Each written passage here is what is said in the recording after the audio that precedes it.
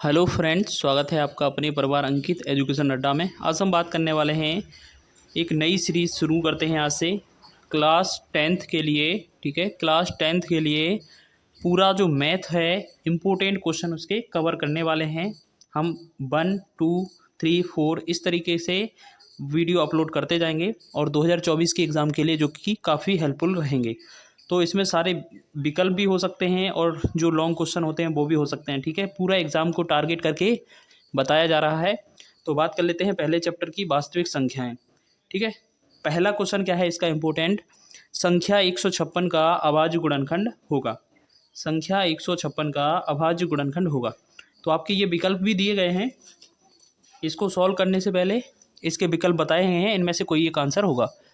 तो सबसे पहले हमें करना क्या है, 156 लिखा है, 156 के तो हमें क्या करना है, फैक्टर निकालने हैं। ठीक है, गुणनखंड निकालने हैं। हम इससे निकालेंगे तो इसमें क्या करेंगे, 2 से भाग करेंगे। 2 से भाग जाएगा 2 7 14 और 1 16, 2 8 16। फिर 2 से भाग करेंगे, 2 से भाग करेंगे 2 3 6 और 2 9 18। फिर करेंगे 3 से भाग जाएगा, 3 एकम 3, 3 त्रिका 9। फिर आगे हम भाग करेंगे 13 से, 13 एकम 13। यानी कि इसके जो फैक्टर आए वो क्या आ गए, 156 के फैक्टर क्या क्या आ गए, 156 बराबर क्या क्या गुणनखंड आए, 2 और 2 3, 2 गुणे में 2 गुणे में 3 गुणे में 13।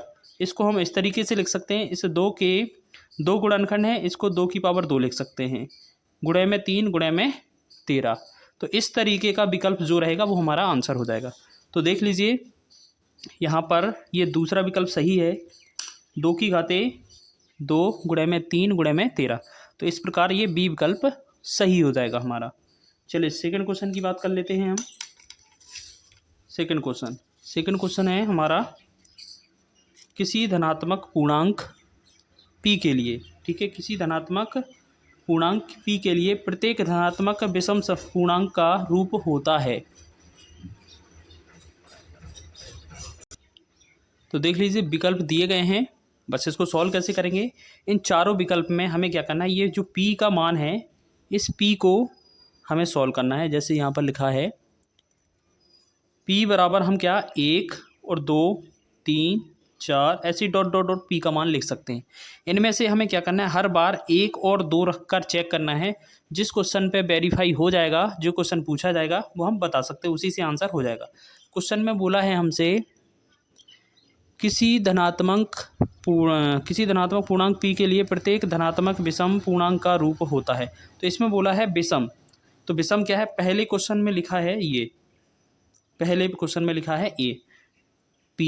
अब p की जगह हम 1 रखेंगे तो 1 आ जाएगा और p की जगह 2 रखेंगे तो 2 आएगा। तो देखो एक बार सम आ रहा है, एक बार विषम आ रहा है, तो ये वाला आंसर गलत है। दूसरा लिखा है p+1। p+1 में अगर हम 1 रखेंगे तो हमारा 2 आएगा और 2 रखेंगे तो हमारा 2 और 2 रखेंगे तो 3 आ जाएगा। यानी कि सम और विषम इसमें भी आ रहा है। तीसरा विकल्प है 2p। अगर हम इसमें 2p में से, यानी कि 2p लिखा है, 2p में अगर हम 1 रखेंगे तो 2 आ जाएगा। यहाँ पर 2p में 1 रखेंगे तो 2 आ जाएगा और 2 रखेंगे 2 दूना 4 आ जाएगा।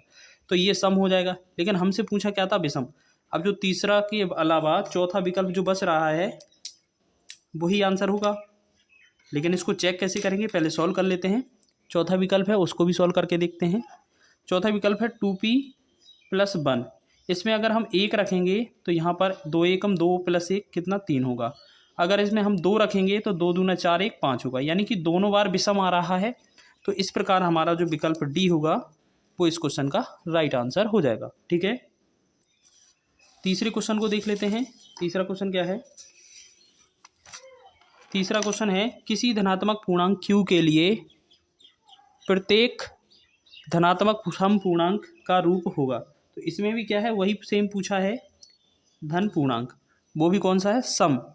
तो हम सबसे पहले अगर इसमें जो q बराबर है, इसमें q बराबर 1 और 2 रख के देख लेते हैं। अगर हमने पहले 1 रखेंगे इसमें पहले वाले विकल्प में तो 1 - 1 0 होगा और 2 रखेंगे तो 2 - 1 1, यानी कि सम विषम दोनों आ जाता है। लेकिन अगर हम सी विकल्प में चेक करेंगे अगर, तो आपने देखा अगर 1 रखेंगे तो 2 एकम 2 हो जाएगा और 2 रखेंगे तो 2 दूना 4 बन जाएगा, 3 रखेंगे तो 2 तिया 6 हो जाएगा, यानी कि सभी संख्या कैसी आ रही हैं, सम आ रही हैं। तो विकल्प तीसरा इसका राइट आंसर हो जाएगा। ठीक है, चौथा क्वेश्चन देख लीजिए। चौथा क्वेश्चन क्या है, दिया गया है लासा 132 और 288 का 3168 है, तो मासा इतने का क्या होगा। कभी भी इस तरीके का क्वेश्चन पूछे तो आपको याद रखना है लासा गुणे में होता है मासा। ठीक है, लासा गुणे में होता है मासा, लासा गुणे में मासा, और बराबर में होता है जो पहली संख्या होती है, पहली संख्या गुणे में दूसरी संख्या। तो हमने देखा लासा का मान कितना है 3168, गुणे में मासा का मान कितना है, हमसे मासा पूछा है। पहली संख्या कितनी है 132 और दूसरी संख्या कितनी है 288। अब इसमें से हम अगर मासा निकालेंगे, इसका मासा निकालेंगे तो इसमें से इसको भाग करना पड़ेगा। ठीक है ना, तो इसमें हम क्या करेंगे, जब हम इसे कटेंगे तो इसमें 11 से भाग कर देंगे तो 11 दूना 11 एकम 11, 11 दूना 22, 12 आ जाएगा। और इसे 11 से भाग करेंगे तो 11 एकम 11, 11 दूनी 22, 11 8 88 और 11 8 88, 288 बार जाएगा। फिर ये 288 एक बार, 288 एक बार, यानी कि जो मासा बना हमारा कितना बन जाएगा 12। तो इस क्वेश्चन का जो विकल्प होगा हमारा कौन सा हो जाएगा 12, ऑप्शन नंबर डी सही हो जाएगा। चलिए आगे बढ़ते हैं नेक्स्ट क्वेश्चन की ओर। पांचवा विकल्प है, बहुत पूछा जाता है, निम्न में से कौन सा युग्म सह अभाज्य संख्याओं का एक युग्म है। सह अभाज्य वे संख्याएं होती हैं जिनमें एक के अलावा या स्वयं के अलावा कोई कॉमन ना मिले। ठीक है, तो हमने देखा 32 और 64 में दो भी कॉमन है, तो ये वाला गलत है। और 14 और 35 में 7 कॉमन होगा, 7 का भाग दोनों में चला जाता है। 31 93 में और 31 का भाग चला जाता है, तो बचा कौन सा ऑप्शन, ऑप्शन नंबर बी इसका राइट आंसर हो जाएगा, क्योंकि 18 और 25 में एक के अलावा कुछ भी कॉमन नहीं है। ठीक है ना। छठवां क्वेश्चन है, संख्या 144 के अभाज्य गुणनखंड में अभाज्य गुणनखंडों की घातों का योग क्या होगा। तो सबसे पहले हम क्या करते हैं, ये विकल्प दिए गए हैं, 144 का करते हैं गुणनखंड। ठीक है, 2 से भाग किया, ये बनेगा 2 से 14, 2 दूना 4, 2 से भाग करेंगे 2 तिया 6, 2 6 12, 36 बनेगा। फिर 2 से भाग करेंगे हम 18 बनेगा, 2 से भाग करेंगे 9 बनेगा हमारा। फिर 3 से भाग करेंगे 3 बन जाएगा, 3 से भाग करेंगे 1 बन जाएगा। ठीक है, तो हमने क्या देखा, जो 144 है इसके गुणनखंड क्या क्या आ गए, 2 गुणे में 2 गुणे में 2 गुणे में 2 गुणे 3 गुणे 3, यानी कि इतना इनका गुणनखंड आया। तो इसे हम ऐसे लिख सकते हैं, 2 कितनी बार आया है 4 बार, 2 की घातें लिख सकते हैं 4। 3 कितनी बार आया है 2 बार, 3 की घात लिख सकते हैं 2। तो 2 की घात 4 और 3 की घातें 2। इनमें बोला है गुणनखंडों की, जो अभाज्य गुणनखंड है उनकी घातों का योग कितना होगा। तो घातों का योग की अगर बात करें, क्या करें योग, तो इसका 2 की घात है 4 इसको, और 3 की घात 2 इसको, दोनों को जोड़ना है, 4 और 2 कितना हो जाएगा 6, घातों का योग हो जाएगा 6। 6 विकल्प कौन सा सही है, डी विकल्प सही हो जाएगा। ठीक है ना। सातवां हमारा क्वेश्चन है, शांत दशमलव संख्या में व्यक्त हो सकने वाली परमेय संख्या होगी। अब इनमें से हम कैसे पहचानेंगे कि संख्या कौन सी परमेय है, मतलब कौन सी हमारी दशमलव में व्यक्त हो सकती है।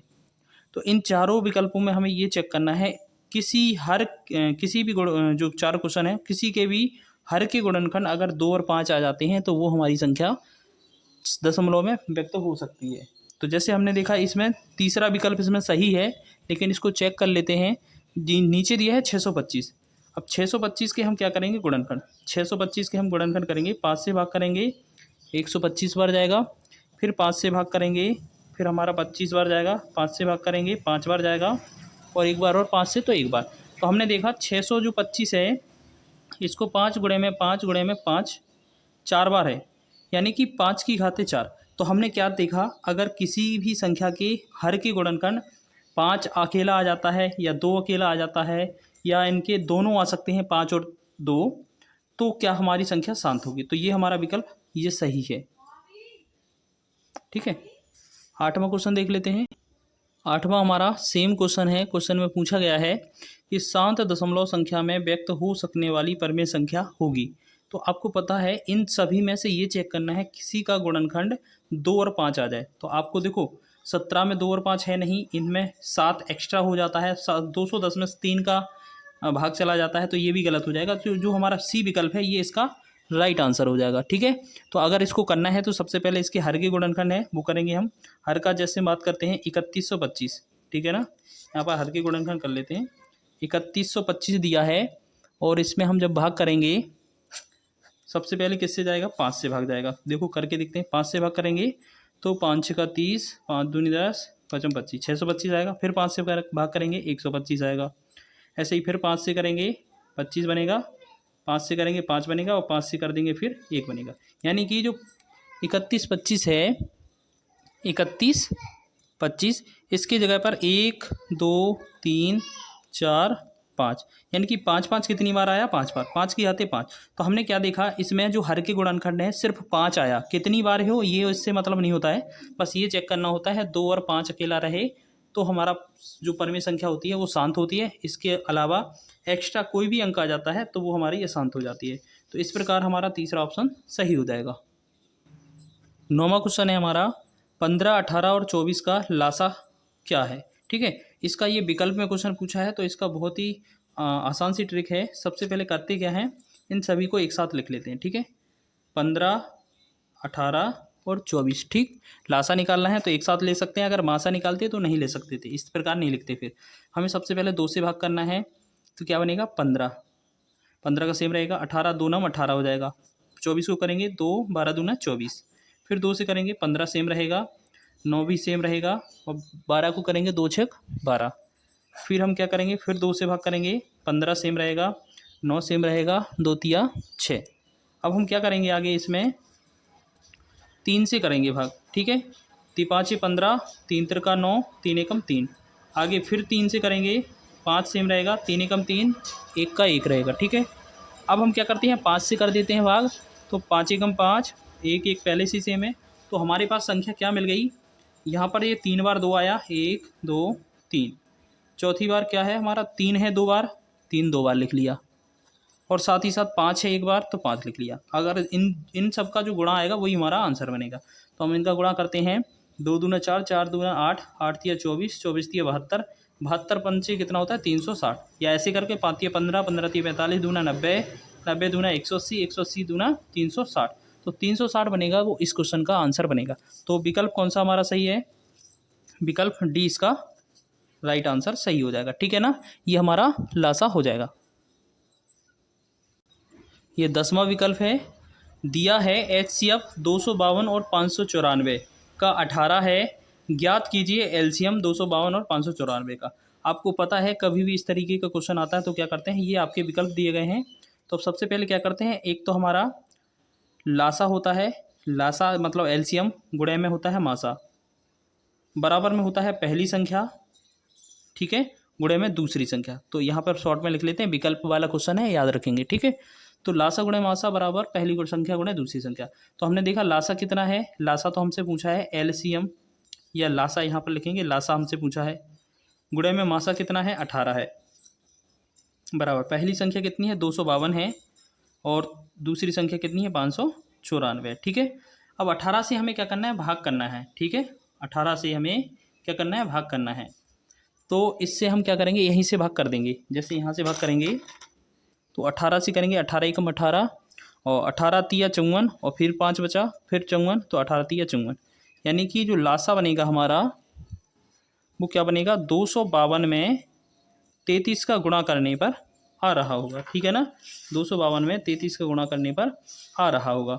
अब जब हम इन दोनों को गुणा करेंगे तो हमारा कितना बन रहा होगा, इन दोनों का 252 गुणे 33 कितना बनता है, दोनों का गुणा करते हैं तो ये बनता है 8316। ठीक है, तो इस प्रकार ये विकल्प 8316 वाला सही हो जाएगा। कौन सा विकल्प सही है, विकल्प सी इसका राइट आंसर हो जाएगा। 12वां क्वेश्चन है हमारा, बिना लंबी विभाजन प्रक्रिया किए बताइए कि निम्नलिखित परमेय संख्याओं के दशमलव प्रसार शांत हैं या अशांत आवर्ती हैं। तो इस तरीके के क्वेश्चन भी कई बार पूछे गए हैं। तो इसके कुल 7-8 क्वेश्चन रखे गए हैं। तो इसमें पहला क्वेश्चन, दूसरा, तीसरा ऐसे ही करके रखे हैं। तो सबको पहले एक एक करके 1 बाय 1 करते हैं। पहला क्वेश्चन है 13/31 25, इसको सॉल्व करेंगे, ये है कि नहीं है। तो पहला क्वेश्चन क्या है हमारा, 31 13 बटा में 31/25, ठीक है, ये था 13 बटा में 31/25। तो इस वाले क्वेश्चन को हम क्या करते हैं, सबसे पहले हर के गुणनखंड करते हैं। हर में क्या है, 31/25 है, इसका हमें गुणनखंड करना है। सबसे पहले हम भाग करेंगे, 5 से करेंगे 625 बार जाएगा, फिर 5 से भाग करेंगे हम 125 बार जाएगा, फिर 5 से भाग करेंगे 25 बार केवल जाएगा, फिर 5 से 5 और 5 से 1। तो देखो ये तो हमारा भाग है। अब हमने देखा इनमें हर के जो गुणनखंड है वो क्या है, 5, यहाँ पर 13 लिखेंगे ऊपर, और 31/25 की जगह लिख सकते हैं 5 गुणे में 5, कितनी बार, 5 बार, ठीक। या इसको ऐसे भी लिख सकते हैं कि 13 बटा में 5 की घाते कितना, 5। अब हमें लिखना है यहाँ पर हर में केवल, इसलिए हर में केवल 5 गुणनखंड है, जो 2 की पावर m गुणे 5 की पावर n के रूप में है, ठीक है। ये इसके रूप में है, देखो, या हो सकता है अकेला 5 मिल जाए, अकेला 2 मिल जाए, या दोनों ही मिल जाए, तो हमारा क्या होता है, तब लिख सकते हैं अतः दी गई संख्या शांत है, ठीक है। बहुत ही इंपॉर्टेंट क्वेश्चन है ये, इस तरीके के क्वेश्चन पूछे जाते हैं, ठीक है ना। चलिए नेक्स्ट बढ़ते हैं आप क्वेश्चन दूसरे की ओर। दूसरे क्वेश्चन में क्या लिखा है, 343, 29 बटा में 343। तो इस तरीके का क्वेश्चन बनाएंगे तो 29 बटा 343, तो सबसे पहले क्या करना होता है, 343 का तो हमें गुणनखंड करना होता है। 7 से भाग करेंगे, यहाँ 49 आएगा, फिर 7 से करेंगे 7 आएगा, और 7 से करेंगे 1 आएगा, ठीक है। तो हम यहाँ पर लिखेंगे हम 343, ठीक है, कितना, 29 बटा 343 है। इसको इस तरीके से लिख सकते हैं 29 बटा में 7 गुणे में 7 गुणे में 7, या हम ऐसे भी लिख सकते हैं कि 29 बटा में 7 की घाते 3। तो फिर यहाँ पर लिखना है हमें, इसलिए हर में केवल 7 गुणनखंड है, जो 2 की पावर m 5 की पावर n के रूप में नहीं है, ठीक है। तो हम लिख सकते हैं अतः दी गई संख्या शांत नहीं है, ठीक है। या इसमें ऐसा भी लिखा मिल सकता है, इसे अशांत है। तीसरा क्वेश्चन दिया है 15 बटा 7। इसमें बात करेंगे, इसमें सीधा हमारा गुणनखंड दिया है, तो हमें क्या करना है, इसको गुणनखंड नहीं लिखना है, बस इसमें दिया देख कर लिख देना है, हर में केवल 7 गुणनखंड है, हर में केवल 7 गुणनखंड है, अतः दी गई संख्या, ऐसे इस यहाँ पर ये लिखेंगे, जो 2 की पावर m और गुणे में 5 की पावर n के रूप में नहीं है, ठीक है। अगर ये नहीं होती है तो हम क्या लिखते हैं, अतः संख्या अशांत है, अशांत है। या ऐसा भी लिख सकते थे कि अतः दी गई संख्या अशांत है, ठीक है। उसके बाद हम करते हैं चौथा क्वेश्चन। चौथा क्वेश्चन देखिए क्या है, क्वेश्चन 29 बटा 2 की घाते 3 और 5 की घाते 2, ठीक है। 29 बटा में 2 की घाते 3 गुणे में 5 की घाते 2, तो ये है। अब इसमें हम लिखेंगे हर के गुणनखंड 2 और 5 हैं, जो 2 की पावर m गुणे 5 की पावर n के रूप में हैं। फिर यहाँ पर हम लिख सकते हैं अतः संख्या शांत है, ठीक है। अतः दी गई संख्या शांत होगी, या इस तरीके से लिख सकते हैं।